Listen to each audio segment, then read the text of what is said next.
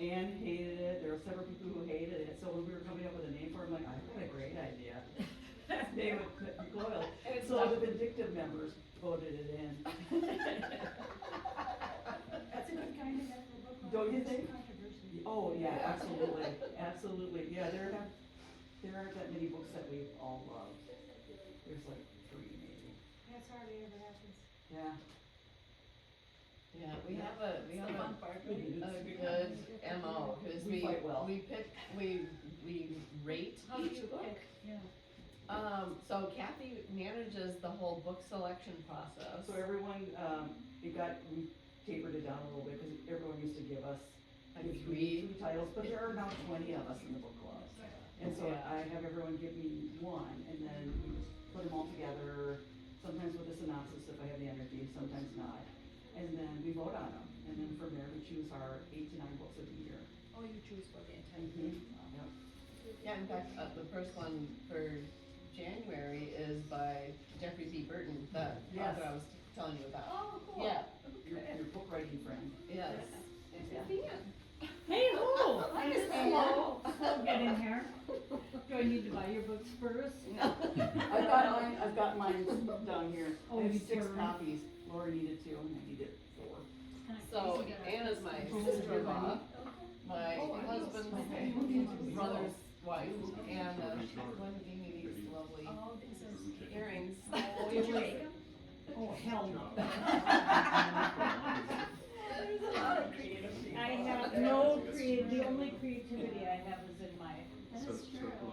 that's your container from your apricot stuff. What did you put in there? Some of those chocolate bombs. You know, I drop off containers at your house, will they show back up at my house? With shit in it? Hell yeah. Guess what? I'm gonna wait to Yeah. work tomorrow, I'll drop off some containers. I drive down 54. Yeah, you are, you can walk over. Well, I will drop them off and you can walk it over with the Sure. with some. All right, some- Adam, do you wanna Here's left of get that started? Okay, Let's get started. I'll sit down.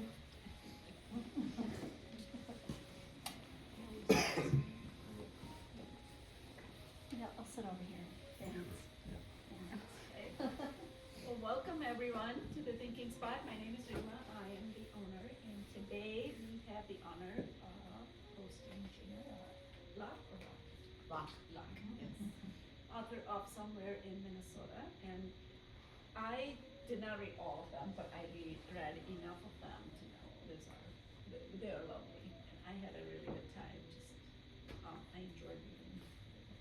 And I'm looking forward to hearing more about the book, your story, and what's next for you. And jump in with questions anytime. I assume you're okay Sure. with that, right? We are recording, and then the hope is that we will put it up on our store channel. And it's only recording this side, so but feel free to speak up and ask questions. All right, so this is really great to be talking to you because I feel like these stories, when I read them, felt so like neighborly. It felt like, it's stories that people can talk to each other over a fence, and it just felt like a very neighborly storytelling voice. And is that kind of what you were going for? What was the what was your I think idea? so, behind these yes. stories? I really like stories that can resonate with anyone. And so, I mean, whether you are from a different country, a different culture, it's the human condition, right? We all have things that we go through. We have trials, we have challenges, we have ways of connecting. I'm actually in some international writing communities, and I'm always amazed by how much we have in common. And so, obviously Minnesota lakes and our frozen landscapes and so on are kind of the background, backdrop of these stories, but I really hope that everyone who reads it gets a feeling that, there's something in it for them. This could happen to me. Yes, exactly. So are there any in there that you would think of like autobiographical, or are there stories that came from your own stories? Well, so not really, but I think all storytelling comes from our own experience, and so they're really from my imagination. So I kind of think of writing as being something like sculpting. So I feel like I'm trying to get to the story when I start writing. I feel like it's in there, kind of inside the block, and I have to carve it away. So that's some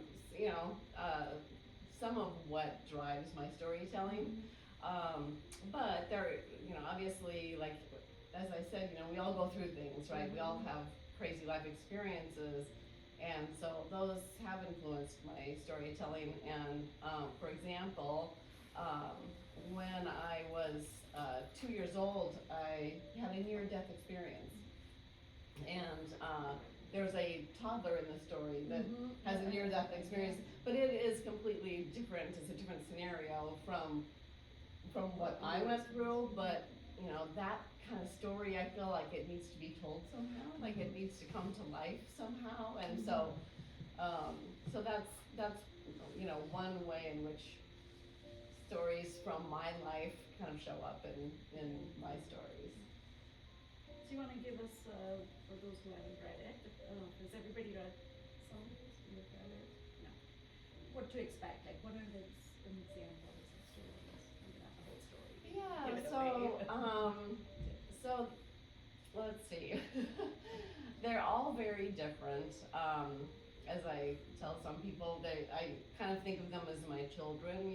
They're all different, and you love them the same. So, but like one of them, for example, is about some neighbors, and so there's this kind of curmudgeonly older gentleman, and some people have moved in across the street, and they're noisy, and they have young children, and they seem to be everywhere, and you can't even count all the kids. There's so many of them, and then the dad, who clearly doesn't know what he's doing with the property, is kind of coming over and asking for advice and so on, and he just keeps brushing him off, and he stares out the window and kind of comments on, what these people are doing over there, and his wife is like, get away from the TV, the window TV, go do something useful. And so as I was writing this story, what emerged for me is that this man has something going on inside. What's his hurt? What is his pain? And then it occurred to me that the new neighbor has replaced the neighbor that was there before, that he admired, that did all the right things from his perspective as a homeowner, and so this disruptor has come in and is shaking things up, and he's cutting out hedges that this guy who turned out to be his best friend, and then it is revealed that he's just recently passed away, and so his pain is his grief for his friend.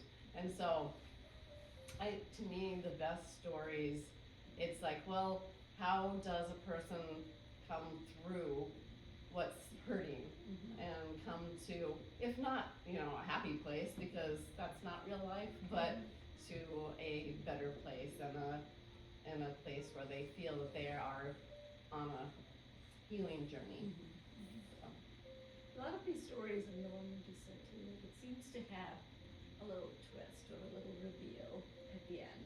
Was that kind of intentional, or did you like that? Yeah, I think that to me makes a story feel like it's worth reading. Like there's a little treasure at the end. There's something. And I feel like if there's a sense of hope at the end of a story, that it's like the human condition is hard. We go through tough things. We have loss, we have grief, we have sadness, we have all kinds of things that happen to us. Well, I like a feeling of hopefulness at the end of a story, that there is some kind of redemption, that there is joy, that there is a better path beyond you know, what's hard. So, yeah. So is there a favorite in here, or as you said, they're all your children? My favorite I think one of my favorite stories is, I actually tell a lot of stories from the male perspective. And I don't know why, except that I think, when I feel like it might be my story, then I feel like I have to distance myself from it. And so sometimes it's easier to tell the story, you know, from the male perspective, and then I feel like I'm free to tell the story, and it's not about what I'm trying to get out that's, you know, from my personal experience. And so this is one of them, and it's called The Picnic.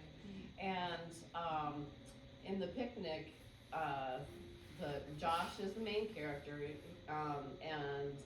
and his girlfriend Megan, they live together, and she suddenly says there's going to be a picnic, and she picks a certain day, and it's January, and he has no idea what's going on, and this picnic's going to be at a certain date in the spring, and she wants to know if that's going to be okay, and he's like, that's a long time away. So, but as the story unfolds, you kind of realize that she is struggling with something that she wants him to figure it out, and she wants him to, their relationship is at a crossroads, and then meanwhile they have another couple friend that is going through their own stuff, and so just the confluence of their two, you know, couple stories kind of colliding and intersecting, I think it makes for a powerful story, and is one that in the end it's pretty emotional. So I feel like that's one that, you know, some people tell me that it made them cry. So. So this, you know, this is your first book. Yes. Right? Okay, but you've been writing for a while, so tell us a little bit about your writing journey. Where did you start? How did this book come to be? Well, I've been writing for many, many years. In fact, I wrote my first short story in 4th grade. So I always have enjoyed writing stories. I've always enjoyed being a storyteller. I've always loved really great short storytellers. You know, obviously, you know, Ernest Hemingway, you know, Flannery O'Connor. There's so many great, you know, John Cheever, some great storytellers over the years, and so I've studied the craft, and then I actually got a Master of Fine Arts in creative writing. Yep, a few years out of college, and then I built my career and have been working in high-tech marketing for many, many years, and so. But finally, you know, the kids got old enough, and I had more time, and so I really just kind of invested myself in writing and started really submitting my stories, and I finally got to the point where it was something I could make a focus in my life. And so I started publishing my stories, and that was really exciting, and then I decided it's time that I have my own collection. And I started looking across the different stories that I had been writing and publishing and submitting, and the ones that had been published. Like, I think there's probably 3 in this collection that were previously published. And I thought, well, you know, a lot of them actually take place in Minnesota, so let's pull those together as a collection. Yeah. So, yeah, just published this year. So what is it about them? These are short stories. What is it? How would you describe the difference in writing a short story versus a full-length novel? Pros and cons from your Well, perspective. that is a very good question. I really think that a short story is like a snippet of life. You know, you obviously don't have a long track to run on, and so you have to get to the story. You have to get to, why are we here? Why are we telling this story right now? What is it about these characters that is important and impactful and makes a story? And then you have to work through, you know, whatever that story's conflict is, and get to the other side and find a way to make that very satisfying so that the reader comes away feeling like, you know, you didn't just kind of wave a magic wand, you know, show me some things and then run away. You know, it's got it has to have a there. It has to have a beginning, middle, and end. Yeah. You know, so. So in a way, it feels like it would be harder to do that because you have that constraint. You know, Yes. design. Do you constrain yourself? Is that a word length, page length, or something? How does that work? No, but I should.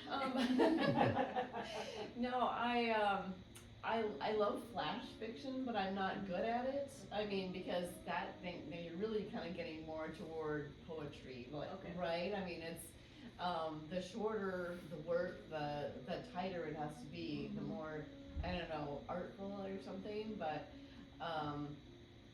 yeah, I always aim for about 1,500 to 2,000 words, but they almost always 3,000 to 5,000. So it just happens, but yeah. So and then now and then I think that's the end. I don't have to tell more. You know, it's done, and it's like 1,500 words, and it's a whole story. I was like, wow, that's possible. It is pretty impressive. I start going. I'm not a big short story reader, so not always enjoy them. But when I go through this 4 or 5 pages, and you like you said, there's a beginning, a middle, and an end, and a little reveal and a little mystery, and it's all just this nice compact package. It's fun from that perspective. I don't know if others have thoughts on what you prefer, long form versus short stories. Somebody want to share? I prefer reading long form, Yeah. but I've written a few short stories. I've never written a long form novel. It's easier probably It's to a lot start easier to start with, for sure. Yeah, one day I hope to graduate to writing a novel. You start with the short story. I always sometimes feels like it would be harder, like if you have a story, it just keeps going, like you said, the words just keep coming, and then to shorten it, to fit into it, might be harder. I love getting to done.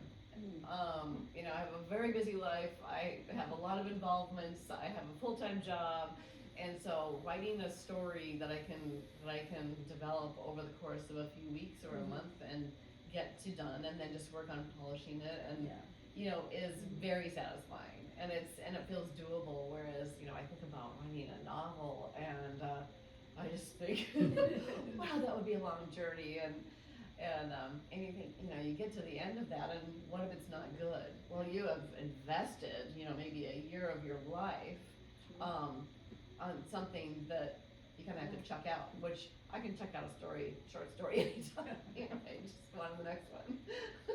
So, I don't know. How about nonfiction? Have you thought about that at all? Yeah, I write nonfiction. So I write some creative nonfiction, which is really, it's storytelling, but real life, from real life.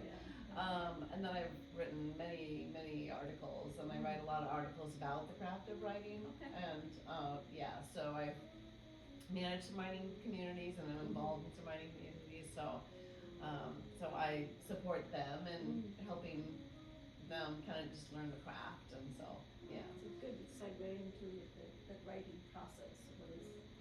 What does that look like? What is your process? And what would you recommend writers? Yeah, I mean, having a process is such a great idea, so one day I'll have one.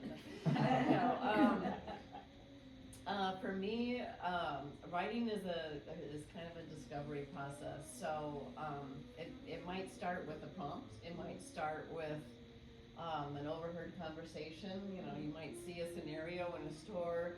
You know, something's happening with somebody, and you can't really tell what's happening, but it kind of gets your thought process going. Like, what is that person's story? What is happening there? And then you have to fill in the blanks with your imagination, because you'll never know. They're gone, you leave. But you know, that can kind of, just anything like that can fuel a story. So, yeah. And curiosity seems like a big part of writing. Like, Yes. Curious, what's going on here? Yeah. But the other aspect of writing for me is that I'm what they call a pantser, which is you fly by the seat of your pants. So, you know, there's plotters and there's pantsers. And I mean, if you write murder mysteries, you know, novel-length murder mysteries, you have to be a plotter. You have to, you know, kind of map out, like, what are these characters doing? How are they intersecting? You know, how are these plot points going to reveal themselves? What gets, you know, shown to the reader at what time, so that, you know, you have the teasers, the red herrings and everything, and eventually, you know, you hope that they don't guess until the end, you know, before you reveal at the end. Yeah. But a pantser just starts writing, you know, so for me, that is my process. I start writing, and then oftentimes I might just get down one page, and it'll be a scene, a character, something happening, and I don't know where it's going from there. I have no idea. So I have to step away from that, you know, partly done sculpture and come back to it later when more is revealed. So it's a very strange process, but I will sometimes wake up in the middle of the night with the next piece of the story revealing itself to me. Or I'll be out on a trail walking, or I'll be listening to a book on Audible or reading a book or something, and all of a sudden it just, boom, you know, it'll come to me what has to happen next. It's like the story exists somewhere on some other plane, and I just You see have flashes to, of it. yeah, exactly. And I just have to kind of find it, and you know, or it has to find me. I don't know. Do you maintain a journal or something, like in the middle of the night? I'm very curious. You just get up and start jotting down, and you go to sleep. Well, so the best tool for me is Google Docs. It's just, you know, it's on my Your phone, phone too, it's on yeah, my you can- computer, and whether I'm sitting down at a computer or I have my phone, if I'm literally out walking on a trail, I can voice text notes or a passage or something into a Google Doc, and later then I can work with it and refine it, yeah. So. Are there any resources or tools that you found useful, or you would recommend when you do your writing workshops and things like that? Do you recommend to people? I think just studying the craft is the most important thing that writers can do. You know, obviously there's so many books out there on writing, and all of them are valuable. You know, there's books on writing prompts. There's books that talk about, you know, character development. There's books that cover all those different pieces, and so they're all great. So where do you start? I don't know. I like to tell people that reading and writing go hand in hand. You know, reading is inhaling. It's like breathing in, and you know, for writers, you have to exhale. You have to write, and so reading is that fodder, and it gets the creative mind going, and then you'll find that the words need to come out on a page. You know, they're you know, stories are coagulating and gestating and you know, and coming together in your mind, and you have to write. So. I'm thinking about a younger generation that may not have the stamina to read longer books. And I know there are plenty that will, but there's also plenty that won't. And it seems like getting out the compilations of short stories would be a big benefit for the emerging generations. I agree, and in fact, it's not just the younger generations. You know, my generation, we're also kind of, you know, we've gotten so captivated by technology, and you know, you've got this whole computer in your hand, and you can play games, and you can watch Netflix, and do anything you might want to do. Well, you know, when do you actually sit and read a book? So, so that's one thing I think is really great about short stories, is you can sit and, you know, keep it in your bathroom. You can read one in one sitting. You know? So, yeah, I mean, I do think that short stories have a place for that reason. But I don't know, Rima could probably respond to this, but I just think reading is alive and well, and YA, you know, young adult fiction, has a huge, massive market. It's absolutely, there are so many young readers, and I just appreciate, you know, independent bookstores, and especially, you know, she's very STEM focused, so she's, you know, she has all kinds of great resources for kids and those young minds. So, but yeah, what would you say is, I mean, Well, I do see that though, right? There are readers, but I do see that in the younger generation, like the young kids, that attention span, the patience to sit and finish a book is sometimes not there. At least the parents complain. I don't know if that's really true with Yeah. the parents. I hear a lot say, "Can't get them to sit and finish," and so maybe short stories might be a way to get to. Graphic novels seem to be another way, and Yeah, they're it seems to be doing really well. well, and I keep hoping that another kind of Harry Potter type series will take the world by storm. You know, it's something like that gets so many Right, readers so many engaged. people, yeah, You know, yeah. so Once in a generation, maybe Yes. little push. So what's next for you? What are you working on? When do you see the next book? that is a good question. So I'm working on my next book, and it is it's a departure from this. It's also going to be a collection of short stories, but this book I would say is very solidly in the literary fiction genre, Yeah. which just means it's, you know, just as much about character development and situations and so on as it is about plot. I would say that's kind of what characterizes literary fiction, at least for me. But my next collection will be genre fiction. So there are some thrillers, there's some ghost stories, there's some magical realism. So, which is really, it's just, I don't know if you guys know what magical realism is, but it's really just very realistic, you know, situations and stories, but things happen that could not happen in real life. Some magic. Like Yeah. the cerulean sea. Kind of like that. You're talking Yes, about cerulean. yes, the cerulean sea is definitely magical realism, that's right. Okay. Yeah, it's not fantasy. Yeah, And so it's not that, so so surprising. that probably is more fantasy, yeah. Well, so, that's a good question. I would say with magical realism, there's less fantastical stuff, like, you know, the House of the Cerulean More Sea. focus on the realism. Yes. than the magic. Yes, Fantasy exactly. is just full on. Yeah. Did you read, the story in this collection that takes place on the North Shore, where the she's gone back home and she's close Yes. with her mother's? Yes. That one is magical It's- realism. okay. There's almost nothing weird or, Right, you know, right. startling that happens in it, but Yes, but she, there's a little bit of a. yeah, she's, you know, people talk to her who are not there, so. And that doesn't happen in real life for most of us, I guess. So, yeah, and that, actually, the next collection, it's all takes place in a fictional town in Minnesota. Okay. Yeah. And I think you said that's one of the stories in here, and then. Yeah, the you're last expanding on story that. in this one takes place in this town, yeah, so. Any other questions?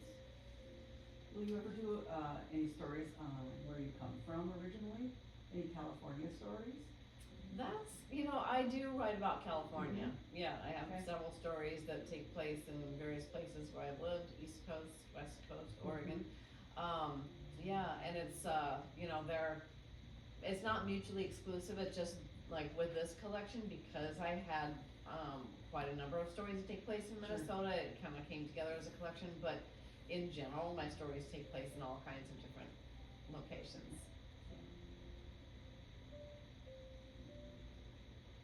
Jenna, you work for Digi International, right? Yes. Yeah, so how do you weave these two in, you know, so I that's. don't. You don't, okay. I was hoping you would have a magical thing, you know, it's like where you know, Yeah, your story well, writing skills get into. When I'm working, I'm all in, you know, that's my total focus. I'm not even thinking about my creative life. And in fact, I go to a different computer, different part of the house when I'm writing creative works, because I have to take that hat off and put the other one on and, you know, get into a different brain space. Yeah. Does, but I'm sure the creative writing you put in helps with the work products too. I mean, I suppose everything From I do storytelling involves and, yeah. words and language. Right. You know, I'm a content director, so everything's about writing. And, yeah, but it's, you know, one's for entertainment and the other is for, you know, for marketing purposes and for helping people to understand the value of a product and how it can solve their problems, so. Just very different worlds. Right. Interesting that you actually have physical spaces separating so I that you don't get know into the how zone. anyone could do their job and, you know, Mm. something creative like in the same space, you know, and plus it's just too many hours in one, in one place, but yeah, I separate them completely. Would you ever go full-time writing, or Oh, wish you could? Yes, yes.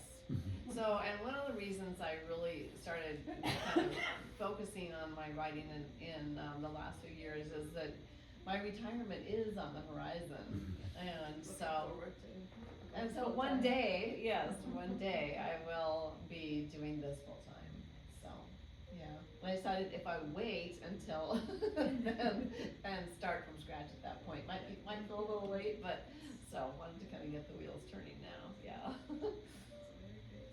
There was a recent podcast that focused on the benefits of storytelling, and the psychological impact it has on the growth of young people, of storytelling, and so I love it. it was really, really good. It's in the Hidden Brain. Oh, I love that show. Yeah, Yeah. it's a good one Really from good last one. week or the week after, or the week before, yeah. Yeah. So, it's a really good Is that, storytelling. Yeah, he's so amazing. Yeah. Yeah, so It's a great just, show. but, yeah, I just think there's so much benefit behind storytelling, and I'm a teacher, and I feel like I need to do more storytelling. It has so much impact on young people and their thought, their thinking in the future, and It really does. this is a really cool, it just highlights the importance of even short stories and what we can do. I don't think I'm a very good storyteller, but I admire people who are, so thank you. Well, and I mean, that's why the world of books is just so magical and so amazing. You know, I mean, there's books for everything. Just had one of our relatives lose his father, and you know, I went to a bookstore and I thought, well, you know, what might help his children to process, you know, the loss of their grandfather, and just found a wonderful book about the connections. It's about the hidden, the unseen threads that connect us to the people that matter in our lives, whether they've gone on a trip or whether they've gone on to the next life. And I just thought that's amazing. And the woman wrote this story. She actually told the story to her child who was having terrible separation anxiety, going off to school and leaving her. And so she told the story. She said, well, you know, there's always a thread. There's always a thread tying us together. Invisible string. Yes. Yes. Yes. Oh, yes, That's yes, great. Yeah. I love Yes, that. and so she had other people coming to her and wanting her to tell that story to them, and then she wrote it, and then it got published, and then it became a sensation, and she started hearing from people who, you know, it really helped them in their lives, and so, yeah, so I gave that to them, just to help those kids, you know, it's just, how do you process that? It's so strange, you know, like, we just got to see Grandpa. They traveled to India and spent time with him, and he was doing fine, and they came back, and he passed away very shortly after that, rather unexpectedly, and so, it's, you know, it's a shock, it's such a shock, so, but yeah, it's a storytelling really can be so healing, and when we read stories that resonate with us for whatever reason, just someone having gone through something hard, or just even being entertained by stories is I think just wonderful. It can help us escape our own little trials that we're dealing with, right? So, yeah, I agree. Storytelling's magical. They say you should read to your children before they're born, right? We used to read to our kids every night, and I really felt that helped with their brain development, and so. Jayna, how did you choose the stories within? I'm sure you stressed about it, right? You had 100 stories. Which one do I choose? Yeah, Or I it just mean, came naturally to you? for this collection. Yeah, for this collection. Well, and as I mentioned, my stories take place in all different Yeah. places, but these happen to take place in Minnesota. Okay. And in fact, some of them didn't really have a location, and I thought, well, if I just kind of integrate some scenery from Minnesota, it would sort of come together as one of the pieces in this this collection. And so I actually modified some of the stories so that they would really kind of fit in, added some locations and so on to make them more Minnesota. So, yeah. Which lake is that on the cover? That is Lake Minnetonka. I Oh. actually took that picture. Ah. So, yeah. That's in Cottagewood. If you go out just past Deep Haven, there's a tiny little town over Yeah. there, and a little general store. So, this picture of me on the back is actually sitting on the porch of the general store. And then my husband and I were just walking down. We wanted to go sit on this bench and just sit and watch the water. But there were already some people there. So I was sitting there, and in my moment of going, oh man, and then this boat with the water skier came by, and I just snapped the picture. And so It looks like our cabin. I've had people tell me that. Yeah. I think, oh my God. How'd you get there? Author stalking me? How did you find my cabinet? Yeah. So now we know it's a picture of jealous rage. Yes, deceptively calm. Well, this is wonderful. I like to end in some other podcaster I like with 3 quick questions. What do you wish you really understood? Oh my gosh, that's so esoteric. Whatever comes to mind, don't have to think too much. I wish I understood what divides us. We're at a tough time in history, and divisiveness, I think, is toxic, and I wish that I could, in some way, influence the reparation of that. And I don't know that it's possible, but I hope so. What gives you hope? Yes, I'm a hopeful person. Can't help it. Finally, what book changed your life? What book changed my life? I'm not sure that there is a book that has changed my life, but I do remember when I was, I'm going to say, probably 12 years old, I read The Grapes of Wrath. And I was so captivated by the amazing, the author's ability to tell a story and to put us in a time and place, that none of us have lived, right? This is the Dust Bowl, so none of us have lived that experience, but to put you in that place and make you feel something so powerful. And I read the book again, and then I read the book again, and I felt like I was finally, after maybe the 3rd or 4th time of reading that book, kind of coming to a place where I understood the meaning of writing and how powerful it can be. And I wanted to harness that. I wanted to be able to do that. Yeah. Very cool. This is a great start, and we look forward to more of your work. Thank you so much. Thank you. Thank you for being here. Thank you very much for hosting. Appreciate it. And we have copies of her book and some packaged ones Yes, some, purchased. yes. Are those signed? They're signed and gift wrapped, yes, in case you Signed have and gift wrapped if you readers want, to. yes, if you want it personalized, she is